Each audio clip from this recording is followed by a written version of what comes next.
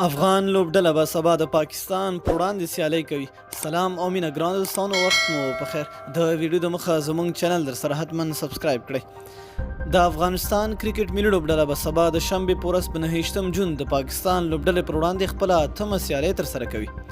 د کرکټ نړیوال جام په ترڅ کې به افغان لوبډله د خپلې سیال لوبډلې پاکستان سره سیالي کوي چې دا سیالي ګټل به د پاکستان لوبډلې لپاره په نړیوال جام کې د بقا په معنا وي. افغان لوبډلې که څه هم په خپلو تیرو 7 سیالیو کې ماتې خوړلې ده، خو په تمریناتي سیالۍ کې پاکستان ته په ماتې ورکولو به سیال لوبډله تر فشار لاندې وي. بلخوا پاکستان لوبډله د نړیوال جام نیمه پایلوبې ته د وتلو په درشل کې ده چې د افغانستان او بنګلادیش راتلونکي سیالۍ ګټل ورته مهم دي، خو کله دې څخه یې په یوه کې هم ماتې وخوړه د نړیوال جام څخه بهر کیږي.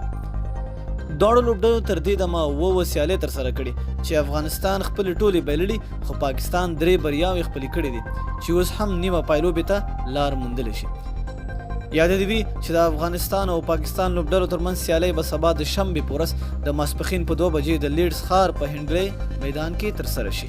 مننه چې ویډیو مو راسره تر پایه وکته. د لا نورو ښکلو معلوماتو لپاره زموږ چینل در سره حتما سبسکرایب کړئ. تر بلې ویډیو د لوی الله پامان.